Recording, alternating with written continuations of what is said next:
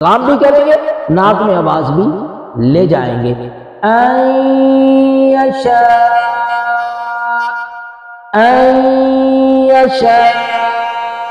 اللہ، یہ بھی ذرا یاد رکھ لینا چاہیے کہ اللہ، اسم اللہ، لفظ جلالت، اس کے درمیان والا جو نام ہے اس کو صرف دو حالتوں میں پر پڑھتے ہیں، یعنی ٹوٹلی پورے قرآن میں نام صرف دو حالتوں میں پر پڑھا جائے گا، اور وہ کون سا ہے؟ جو لفظ اللہ کے درمیان میں آتا ہے، اگر اس سے پہلے زبر یا پیش اللہ، حمزہ پر زبر ہے، اگر پیش تب یا زبر ہو تب، زیر آ جائے اس لام سے پہلے تو باریک ہو جاتا ہے۔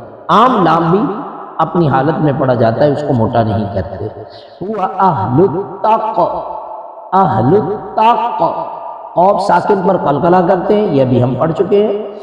اہل التقوی، تقوی، تقوی و اہل المغفرہ، مغفرہ، غین کو پر کر کے پڑھیں گے، مغفرہ، اہل التقوی و اہل المغفرہ۔